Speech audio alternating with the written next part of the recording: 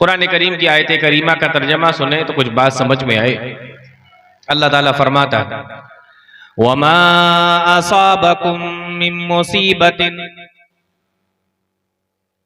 फबिमा कसबत ऐदीकुम, तुम्हारे ऊपर जो मुसीबत भी आती है, वमा असाबकुम मिन मुसीबतिन, तुम्हारे ऊपर जो मुसीबत भी आती है, जो परेशानी आती है, जो तकलीफ आती है, फबिमा कसबत ऐदीकुम, वो तुम्हारे अपने हाथों की कमाई होती है, तुम्हारे अपने करतूतों का और तुम्हारे अपने आमाल का नतीजा होता है।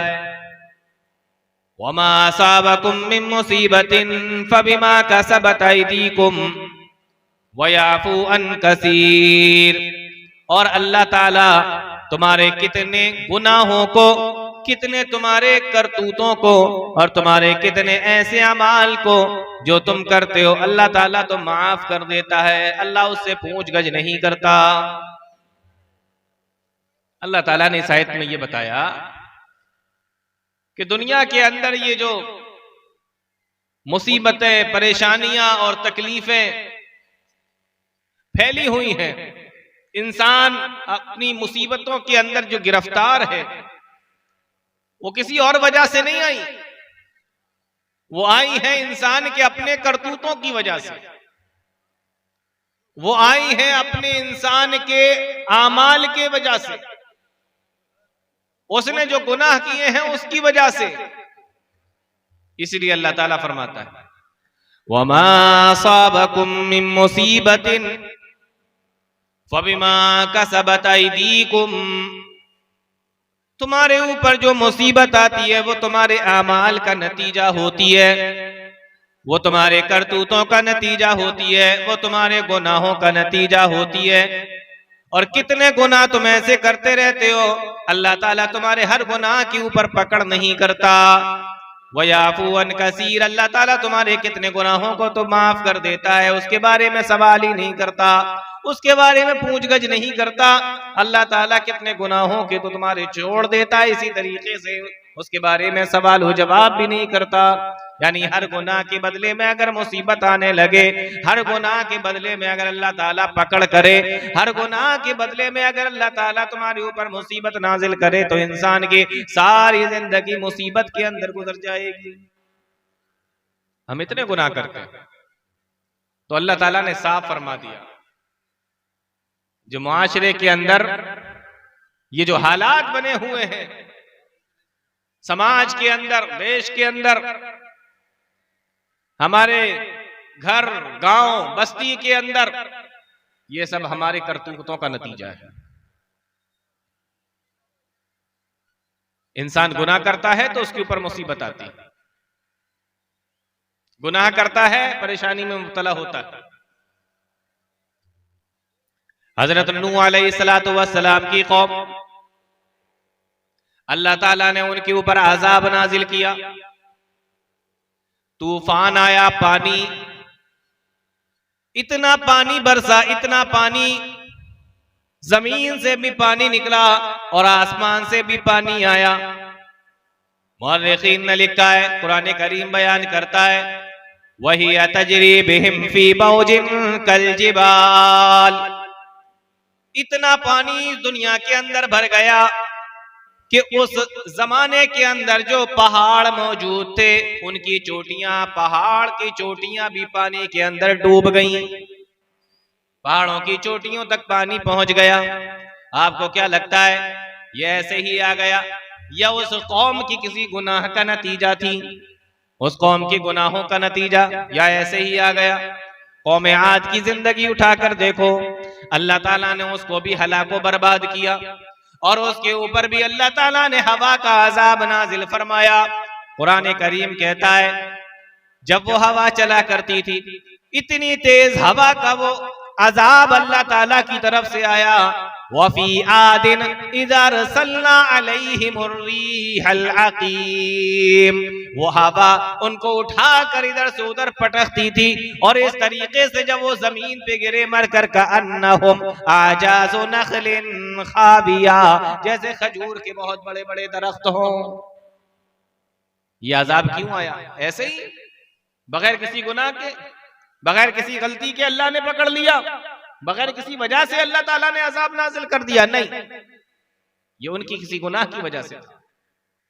तो दुनिया के अंदर जो मुसीबत आती है, जो गुनाह होते हैं उसकी वजह से, जो तकलीफ हमें पहुंचती है गुनाहों की वजह से। वमा असाबकुम मिन मुसीबतिन फबिमा कसबत अयदीकुम, कुरान करीम हमें बताता है, हदीस हमें बताती है, तारीख हमें बताती है, अल्लाह ताला ने इन्हीं गुनाहों की वजह से किसी को जमीन के अंदर उसके महल के साथ, उसके खजानों के साथ में धंसा दिया। इन्हीं गुनाहों की वजह से अल्लाह ताला ने किसी को उसके पूरी फौज के साथ, उसके पूरे कारिंदों के साथ में अल्लाह ताला ने समंदर के अंदर डुबा दिया। इसी गुनाहों की वजह से अल्लाह ताला ने पूरी कौम को हवा में उछाला और उछालने के बाद जमीन के ऊपर पटक दिया। क्यों? इसी गुनाह की वजह से। अल्लाह फरमाता है वमा असाबकुम मिन मुसीबतिन फबिमा कसबत अयदीकुम, दुनिया के अंदर तुम्हारे ऊपर जो मुसीबतें आती हैं, जो परेशानी आती हैं, वो तुम्हारे अपने अमाल का नतीजा होती है, तुम्हारे अपने करतूतों का नतीजा होती है। तो ये जो मुसीबतों में हम मुब्तला हैं, ये जो परेशानियों में मुब्तला हैं, ये हमारे अपने करतूत हैं, ये हमारी अपनी गलतियां हैं।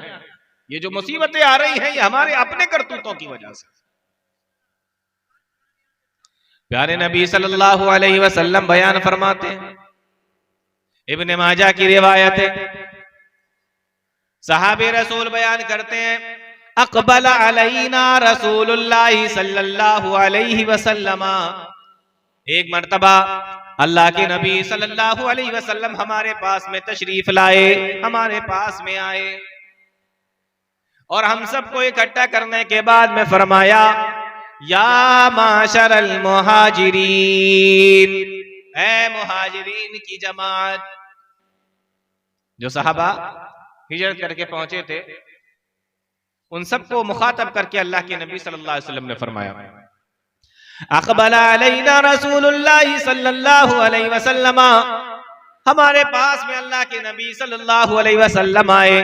फ़क़ाल या माशरल मुहाजिरीन, और आने के बाद अल्लाह के नबी सल्लल्लाहु अलैहि वसल्लम ने हमें मुखातब करके फरमाया ओ मुहाजिरों की जमात, खम्सुन, 5 चीजें ऐसी हैं, इज़ब्तुलीतुम बिहिन्ना, जब वो 5 चीजें तुम्हारे अंदर आ जाएंगी, जब वो 5 चीजें तुम्हारे ऊपर आ जाएंगी, अऊज़ु बिल्लाहि अन तुदरिकूहुन्ना, और मैं अल्लाह की पनाह चाहता हूं कि वो 5 चीजें तुम्हारे अंदर ना आए। लेकिन 5 चीजें ऐसी हैं जो तुम्हारे अंदर आएंगी, अऊज़ु बिल्लाहि अन तुदरिकूहुन्ना, लेकिन मैं अल्लाह से दुआ करता हूं, अल्लाह ताला की पनाह चाहता हूं कि वो 5 चीजें तुम्हारे अंदर ना आए। कौन सी 5 चीजें? प्यारे नबी सल्लल्लाहु अलैहि वसल्लम ने मुहाजिरीन को मुखातब करके फरमाया, लेकिन ये 5 चीजें पूरी उम्मत के लिए आपने बयान फरमाई। पहली चीज अल्लाह के नबी सल्लल्लाहु अलैहि वसल्लम ने बयान फरमाई, लम तज़हरिल फाहिशतु फी कौमिन क़त्तु हत्ता युलिनु बिहा। ओ मुहाजिरीन की जमात सुन लो, जब किसी कौम के अंदर बेहयाई फैल जाएगी, बदकारी फैल जाएगी, जिनाकारी फैल जाएगी, हत्ता युलिनु बिहा, यहां तक कि वो उसको ऐलानिया तौर पे करने लगेंगे। पहले इंसान गुनाह करता था, डरता था, अल्लाह से भी डरता था और समाज से भी डरा करता था, लेकिन आज देखो गुनाह करता है तो खुलेआम डरता नहीं है, बल्कि उसको बताया भी करता है। गुनाह भी करते हैं और पूरी ढटाई के साथ में बताते भी हैं। आज ना हमें अल्लाह का डर है, ना समाज की कोई शर्म है। गुनाह करने के बाद हम बड़े हिम्मत के साथ में, बड़ी ढटाई के साथ में लोगों के सामने उस गुनाह को बयान भी करते हैं। डर निकल गया दिल के अंदर से, शर्म निकल गई दिल के अंदर से। पहले गुनाह हुआ करते थे, छुप कर लोग किया करते थे, लेकिन आज ऐलानिया तौर पे कर रहे हैं। लम तज़रिल फाहिशतु फी कौमिन, जब किसी कौम के अंदर बेहयाई फैल जाए, बदकारियां फैल जाए, हत्ता युलिनु फीहा, यहां तक के ऐलानिया तौर पर उनके अंदर बुराइयां होने लगे, इल्ला फशा फीहिमुत्ताऊन वल औजा। अल्लाह के नबी सल्लल्लाहु अलैहि वसल्लम बयान फरमाते हैं, ओ मेरे सहाबा, ओ मुहाजिरीन की जमात, अगर किसी कौम के अंदर बेहयाई और बुराई आम हो जाएगी, फैल जाएगी, ऐलानिया तौर पर होने लगेगी, तो अल्लाह ताला उसके बदले में इल्ला फशा फीहिमुत्ताऊन वल औजा, अल्लाह ताला उसके बदले में ताऊन जैसी बीमारियां उस कौम के अंदर मुब्तला कर देगा, उस कौम के अंदर भेज देगा। वल औजा, और खतरनाक तरीके की बीमारियां उस कौम के अंदर फैल जाएंगी। आप जरा गौर करें, किस किस तरीके की बुराइयां हमारे समाज के अंदर हैं और किस किस तरीके की बीमारियां हमारे समाज के अंदर है। अल्लाह के नबी फरमाते हैं ताउन की बीमारी, ये नाम तो हमने बहुत सुना होगा, लेकिन प्यारे नबी फरमाते हैं वल औजा, और ऐसी बीमारियां भी कौम के अंदर, समाज के अंदर पैदा होंगी, अल्लती लम तकुन मज़त फी अस्लाफिहिमुल्लज़ीना मज़ौ, ऐसी बीमारियां तुम्हारे अंदर पैदा हो जाएंगी कि उससे तुमसे पहले के लोगों ने उस बीमारी का नाम तक नहीं सुना होगा। आज देखें ना किस किस तरीके की बीमारियां हैं। किसी ने सुना था कोरोना? कोरोना की बीमारी आई ना, हजारों लाखों की तादाद में लोग मर गए। किसी ने नाम भी नहीं सुना होगा, सोचा भी नहीं होगा कि कोई ऐसी बीमारी भी आ सकती है। इसी बेहयाई के नतीजे में एड्स जैसी बीमारी वो भी आई, और किस किस तरीके की बीमारियां समाज के अंदर, किस किस तरीके की बीमारियां आज दुनिया के अंदर अलग अलग नामों के साथ में आती हैं। हजारों लाखों लोग उस बीमारी के अंदर मुब्तला होते हैं, दुनिया से चले जाते हैं, खत्म हो जाते हैं। अगर हमारे पुराने बुजुर्गों से पूछो, पुराने बूढ़ों से पूछो, क्या तुमने इस बीमारी का कभी नाम भी सुना था? अल्लती लम तकुन मज़त फी अस्लाफिहिमुल्लज़ीना मज़ौ, उन्होंने इसका नाम भी ना सुना होगा। ये वबाएं क्यों आ रही हैं? ये बीमारियां क्यों आ रही हैं? ये अलग अलग नाम से बीमारियां क्यों आ रही हैं?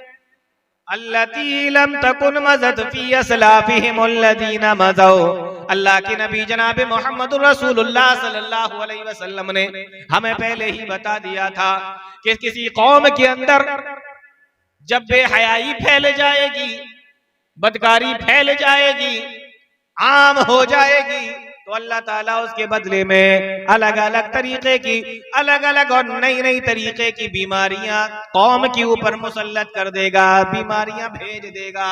वो बीमारियां आ रही हैं, तो प्यारे नबी सल्लल्लाहु अलैहि वसल्लम ने पहली चीज ये बयान फरमाई।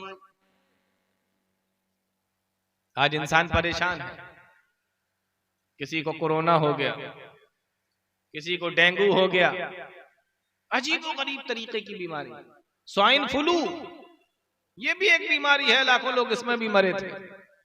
बर्ड फ्लू, ये भी एक बीमारी। लोगों को लगता है कि ये तो बुखार उखार है, कुछ अभी खत्म हो जाएगा, लेकिन कितने लोग उसमें खत्म हुए हैं? क्यों है, क्यों आ रही है ये बीमारियां? कभी गौर किया? प्यारे नबी सल्लल्लाहु अलैहि वसल्लम की इस हदीस पर गौर करें।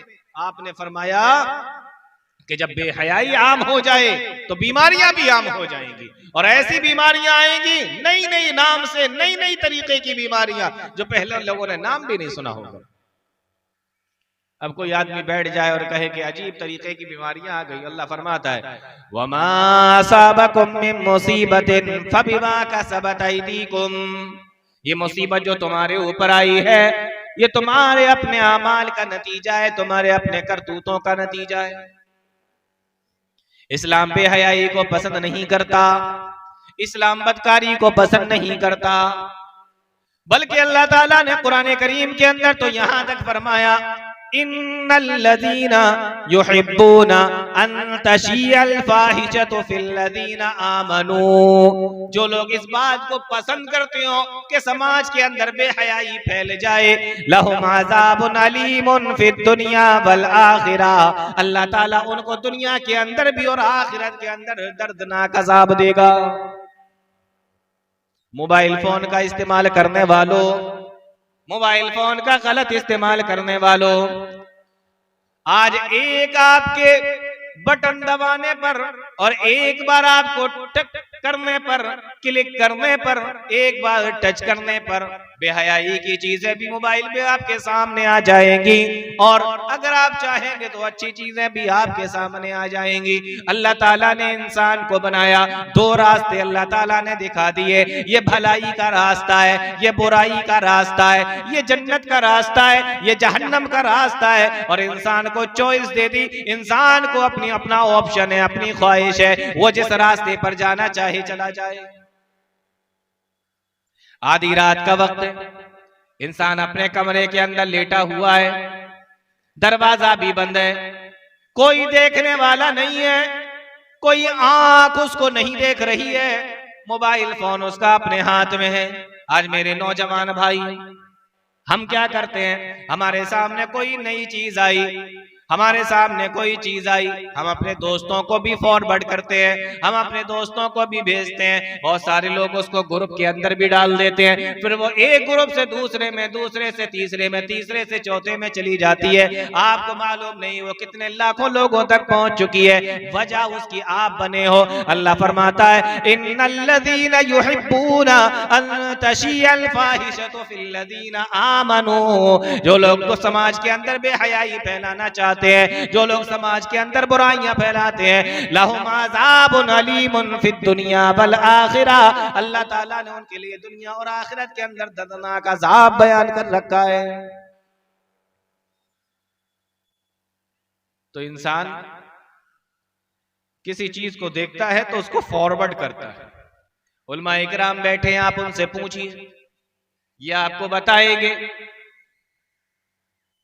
कि उलमा ने तो यहां तक लिखा है कि बुराई की चीजें तो छोड़ो, समाज के अंदर बेहयाई फैलाने वाली चीजें तो छोड़ो, समाज के अंदर जो बुराई फैलाने वाली चीजें, जो नापसंदीदा चीजें हैं, उन्हें तो छोड़ दीजिए, जो पसंदीदा चीजें भी होती हैं, जैसा कि आपके पास में कोई अच्छा मैसेज आया, नीचे लिखा हुआ है हदीस ये है, हदीस नंबर ये है, और कोई ऊपर मैसेज लिखा हुआ है, कोई बात ऊपर लिखी हुई है, आपको नहीं मालूम कि ये हदीस है या नहीं, और इस नंबर पर है या नहीं, और अगर ये हदीस है भी तो सही है या ज़ईफ है। उलमा ने लिखा है कि आपको उसे फॉरवर्ड नहीं करना चाहिए। ये उलमा आपको बताएंगे, जो चीज आपको लग रहा है कि ये हदीस है, लेकिन आपको नहीं मालूम कि ये हदीस है, हालांकि उसके नीचे हदीस की किताब का नाम भी लिखा हुआ है, हदीस का नंबर लिखा हुआ है, लेकिन आपको नहीं मालूम कि हदीस है या नहीं, या इसी तरीके से अगर हदीस है तो सही है या नहीं, तो ऐसी चीजों को भी फॉरवर्ड करने से उलमा ने मना किया है। हम उन चीजों को भी फॉरवर्ड नहीं कर सकते जिसको हदीस समझ रहे हो, तो हम दूसरी चीजों को जो समाज के अंदर बुराई और बेहयाई फैलाने वाली चीजें हो, हम उसको कैसे फॉरवर्ड कर सकते हैं। हदीस नहीं सुनी आपने, वो मन कज़िबा अलैया मुतअम्मिदन फलयतबव्वा मक़अदहु मिनन नार, जिसने जानबूझकर मुझ पे झूठ बोला वो अपना ठिकाना जहन्नम बना ले। तो हम ऐसी चीजें भी एक दूसरे को नहीं भेज सकते, तो बुराई फैलाने वाली चीजें कैसे भेज सकते हैं। इंसान मोबाइल फोन का इस्तेमाल सही भी कर सकता है, मोबाइल फोन का इस्तेमाल गलत भी कर सकता है। उसको लगता है कि उसे कोई देख नहीं रहा है, लेकिन हाँ एक आंख ऐसी है जो उसे हर वक्त देखती है, वो उसकी नजर में है। दुनिया का कोई कैमरा लगा हो या ना लगा हो, लेकिन अल्लाह ताला का कैमरा लगा हुआ है, अल्लाह ताला का कैमरा उसको देख रहा है। और दुनिया के अंदर जो चीजें कैमरों के अंदर रिकॉर्ड होती हैं, एक टाइम के बाद में खत्म हो जाती हैं, एक टाइम के बाद फाइल करप्ट हो जाती है, खराब हो जाती है। 10 साल बाद, 20 साल बाद, 50 साल के बाद में वो फाइल खराब भी हो सकती है, कैमरा खराब हो सकता है, वो चिप खराब हो सकती है, वो पेन ड्राइव खराब हो सकता है, वो कैमरा खराब हो सकता है। लेकिन अल्लाह ताला का कैमरा कभी खराब नहीं होता।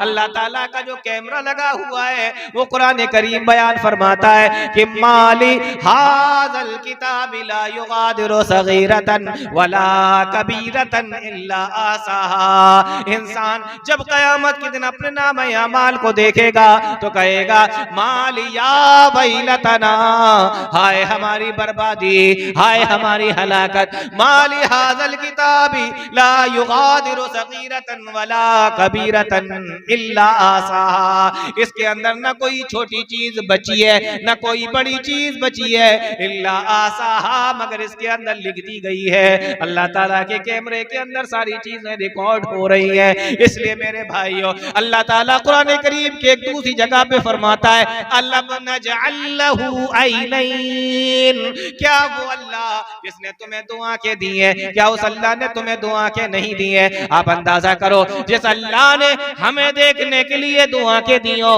क्या वो अल्लाह ताला हमें नहीं देख रहा होगा? इसलिए अल्लाह ताला ने एक और मकाम पे फरमाया अलम यालम बिअन्नल्लाह यरा, क्या इंसान ये समझता है कि अल्लाह उसको देख नहीं रहा है? आप गौर करें, आज हम कहां से कहां पर पहुंच गए।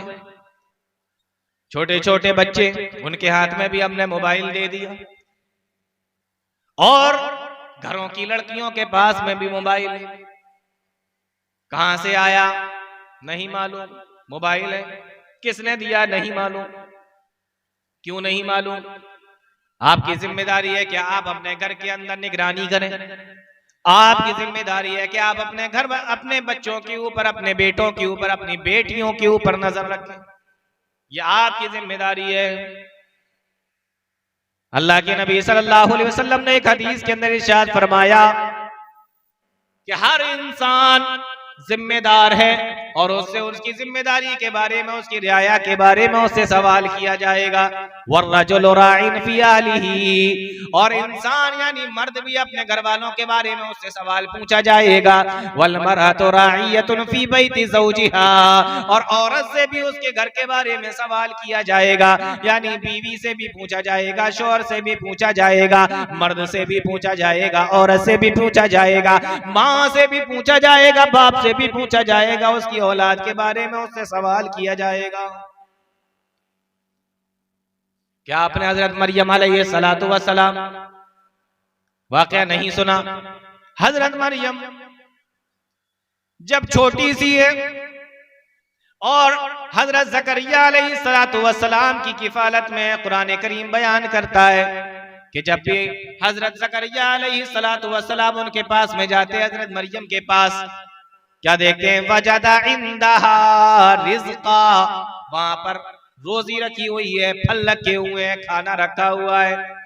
हजरत ज़करिया अलैहिस्सलातु वस्सलाम जब ये तमाम चीजों को देखते हैं, कहते हैं कि जिम्मेदारी तो मेरी है, लाकर मैं तुम्हें देता हूँ, खाने पीने की जिम्मेदारी मेरी है, फल वगैरह लाने की जिम्मेदारी तो मेरी है, मैंने तुम्हें लाकर दिया नहीं, फल यहाँ पे रखे हुए हैं। काला या मरियम अन्ना लकी हाज़ा, फौरन सवाल करते हैं, ए मरियम, ओ मेरी बच्ची बता ये तेरे पास में कहाँ से आया?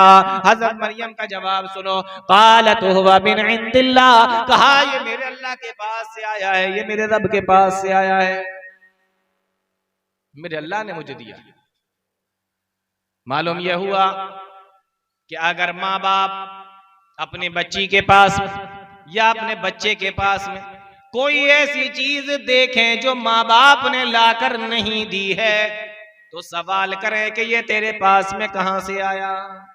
यह है जिम्मेदारी, आपको पूछना पड़ेगा, बेटे से भी पूछना पड़ेगा और बेटी से भी पूछना पड़ेगा। अगर माँ ने लाकर नहीं दिया, बाप ने लाकर नहीं दिया, तो ये तेरे पास में कहां से आया?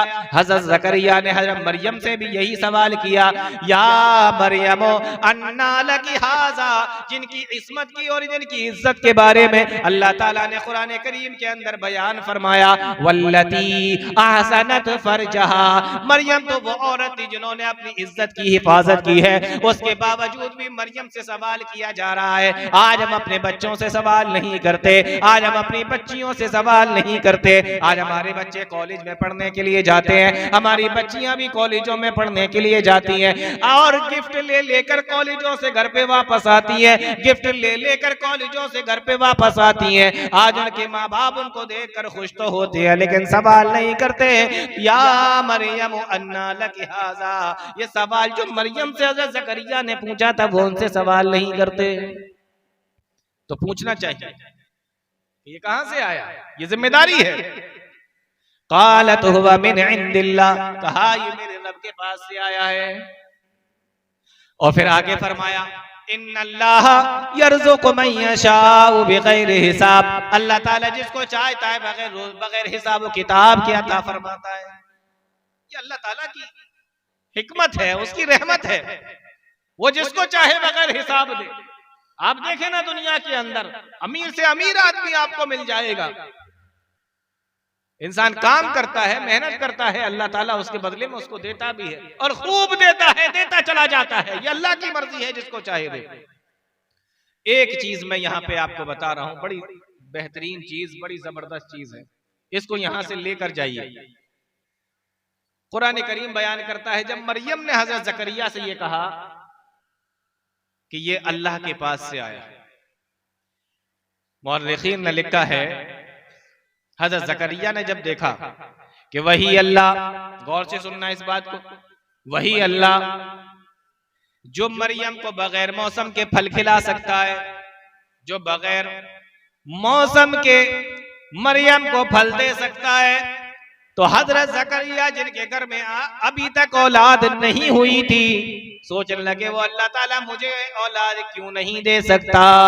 कुरान करीम बयान करता है, हजरत मरियम का जवाब सुनने के बाद, हुनालिका दआ ज़करिया रब्बा, हजरत ज़करिया अलैहिस्सलातु वस्सलाम ने उस वक्त अपने रब से दुआ की। और कुरान कहता है अल्लाह ताला ने ज़करिया अलैहिस्सलातु वस्सलाम की दुआ को भी सुन लिया, और हज़रत ज़करिया अलैहिस्सलातु वस्सलाम की दुआ को सुनने के बाद अल्लाह ताला ने उनको भी बेटा अता फरमा दिया। यहाँ एक बड़ा बेहतरीन नुक्ता उलमा ने बयान किया है और वो आज मैं आपको बता के जा रहा हूँ। नुक्ता क्या है? हजरत मरियम के पास में देखा कि फल रखे हुए हैं, दिल में ख्याल आया कि अल्लाह ताला मुझे क्यों नहीं दे सकता। उसी वक्त फौरन दुआ की, अल्लाह ताला ने फौरन दुआ को सुन लिया। उलमा ने यहाँ पर एक बड़ा प्यारा नुक्ता लिखा है, वो लिखते हैं कि अगर इंसान किसी दूसरे इंसान के पास में कोई नेमत देखे, जैसे उसने देखा कि मोहल्ले का कोई आदमी है नई कार लेकर आया है, नई मोटरसाइकिल लेकर आया है, नई कार लेकर आया है, या इसी तरीके से उसने देखा कि कोई चीज इंसान किसी दूसरे के पास में कोई नेमत अल्लाह ताला की देखता है, उलमा ने लिखा है कि अगर उस नेमत को देखने के बाद फौरन वो अल्लाह ताला से अपने लिए भी दुआ कर ले, तो अल्लाह ताला उसकी दुआ को बहुत हद तक हो सकता है कबूल फरमा ले। क्यों? इसलिए कि जब ज़करिया ने हजरत मरियम के पास में नेमतों को देखा तो फौरन अपने लिए भी अल्लाह से दुआ मांग ली। हुनालिका दआ ज़करिया रब्बा, तो आप जब किसी नेमत को देखे किसी दूसरे के पास में, तो उसी वक्त अल्लाह ताला से अपने लिए भी मांगे तो बहुत हद तक चांसेस है कि वो नेमत आपको भी मिल जाए। हजरत मरियम अलैहिस्सलातु वस्सलाम, गौर करें आप, तो प्यारे नबी सल्लल्लाहु अलैहि वसल्लम ने फरमाया, लम तज़ारिल फाहिशतु फी कौमिन हत्ता युलिनु बिहा, जब बेहयाई फैल जाए, ऐलानियां खुलेआम होने लगे, प्यारे नबी फरमाते तो अल्लाह ताला उसके बदले में समाज के अंदर क्या करता है, दुनिया के अंदर क्या करता है, इल्ला फशा फीहिमु ताऊन वल औजा, अल्लाह ताला उसके बदले में ऐसी बीमारियां भेज देता है, ऐसी बीमारियां उसके बदले में आती हैं। अल्लती लम तकुन मज़त फी अस्लाफिहिम अल्लज़ीना मज़ौ, तुमसे पहले जो लोग गुजरे हैं, जो बूढ़े गुजरे हैं, जो बुजुर्ग गुजरे हैं, उन्होंने उन बीमारियों के नाम तक नहीं सुने होंगे। अब्दुल्लाह इब्न उमर रजी अल्लाह ताला अन्हु को कौन नहीं जानता, बड़ा मशहूर वाक़या है। अब्दुल्लाह इब्न उमर रजी अल्लाह ताला एक मर्तबा एक सफर में जा रहे हैं, गर्मी का जमाना है और धूप भी बड़ी तेज निकली हुई है। अब्दुल्लाह इब्न उमर रजी अल्लाह ताला अन्हु रास्ते से जा रहे हैं, साथ में कुछ और लोग भी हैं।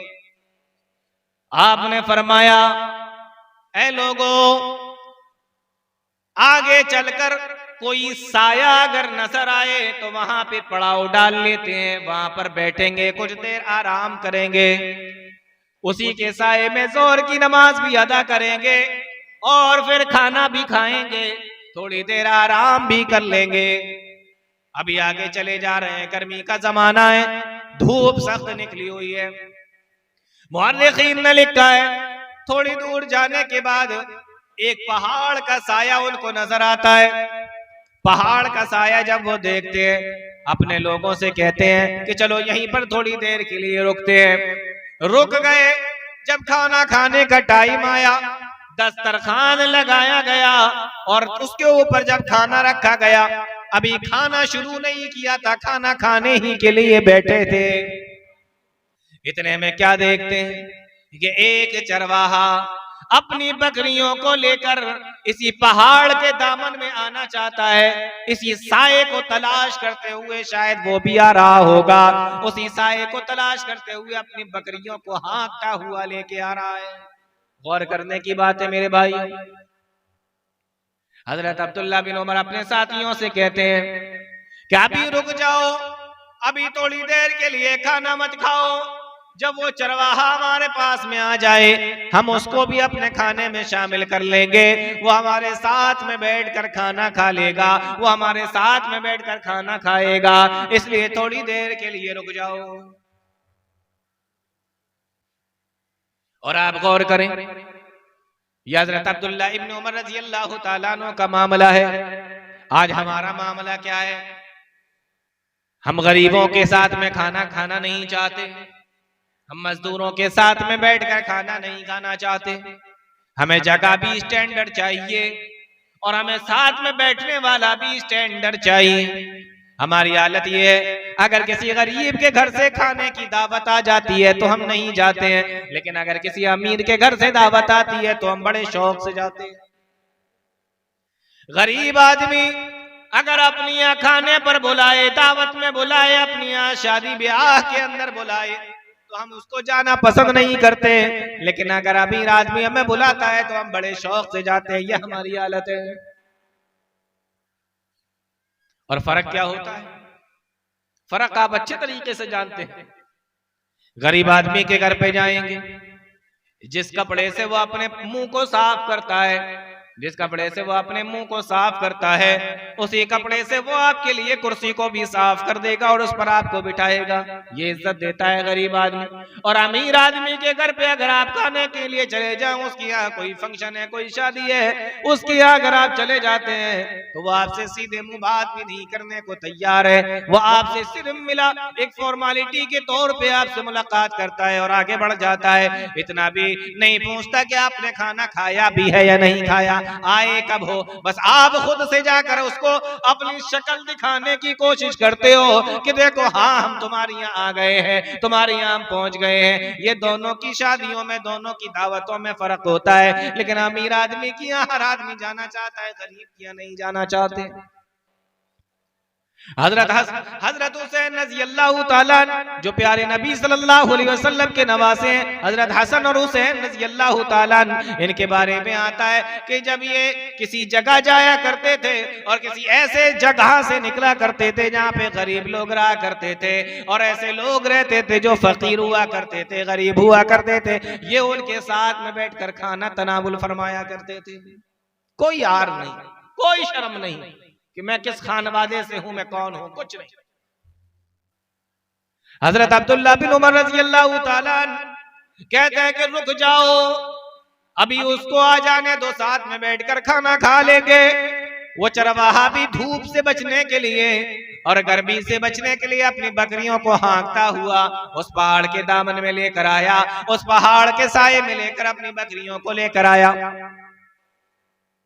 मुअर्रिखीन ने लिखा है, जब वो चरवाहा आ गया, अब्दुल्लाह इब्न उमर रजी अल्लाह तआला अन्हु ने उसको बुलाया, सलाम और कलाम हुआ और फिर बातचीत हुई। अब्दुल्लाह इब्न उमर कहते हैं, आओ मेरे भाई, तुम्हारा ही तो इंतजार हो रहा है, दस्तरखान लगा हुआ है, खाना भी तैयार है, आ जाओ साथ में बैठकर हमारे खाना खाओ।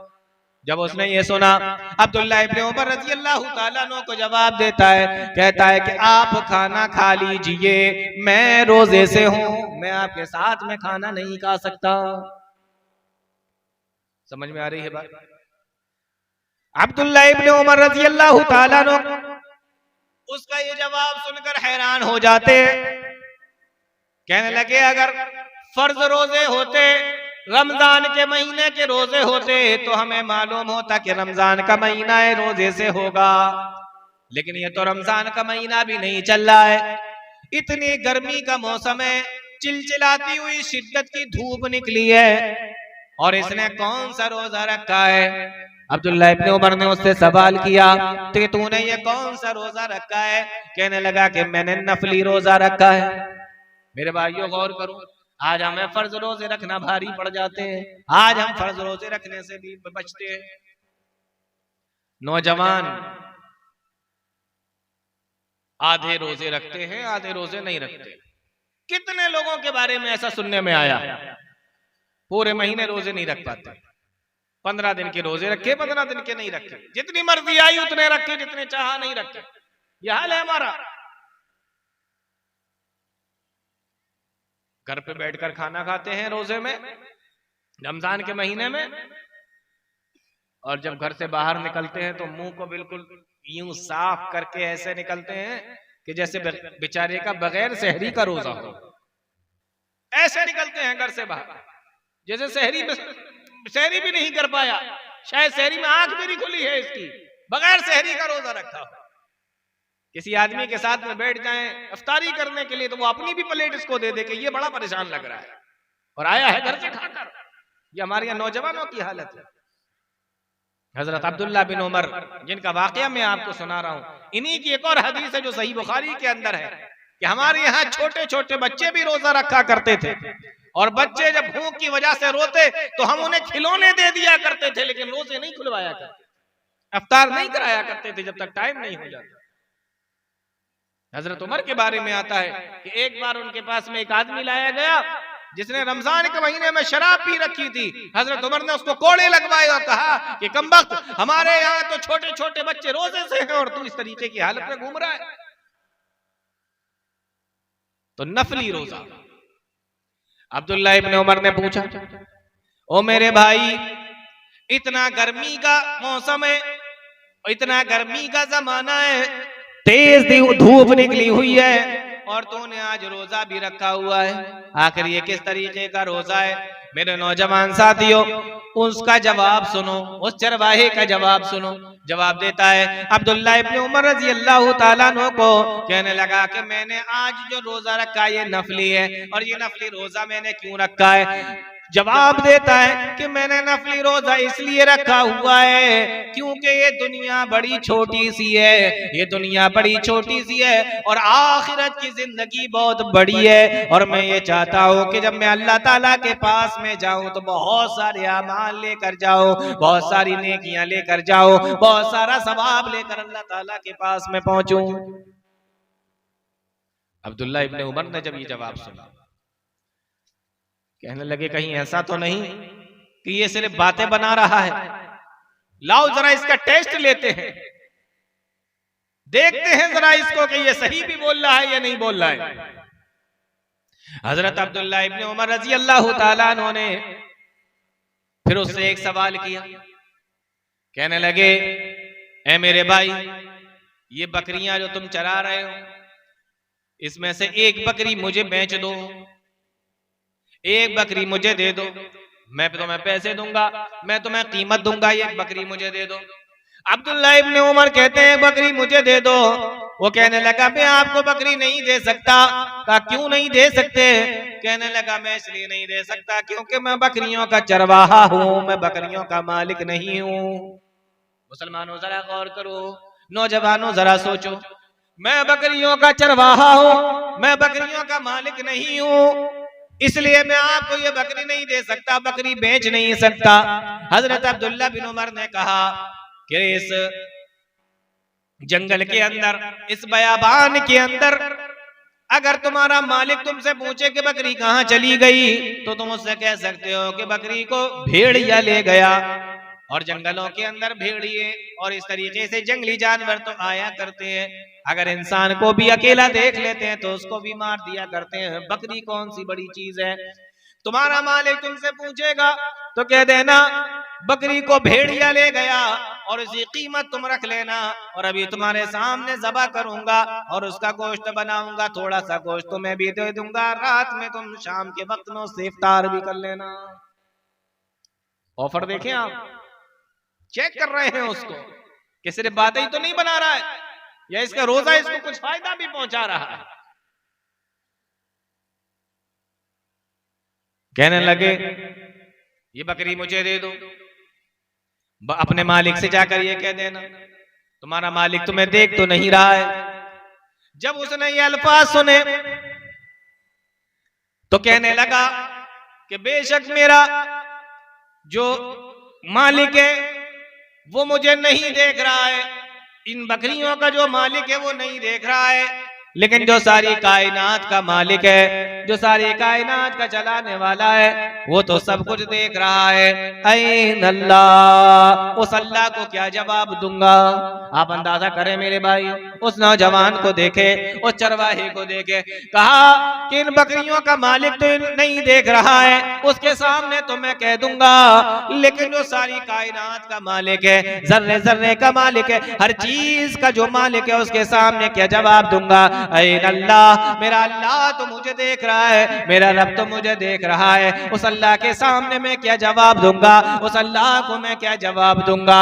ये कहा और कहने के बाद अपनी बकरियों को हाँकता हुआ वहां से चला गया। अब्दुल्लाह इब्न उमर रजी अल्लाह तआला अन्हु ने जब उसके ये अल्फाज सुने, तो आपके दिल के अंदर ये अल्फाज इतने अंदर तक चले गए कि अब्दुल्लाह इब्न उमर की आंखों में आंसू आ गए।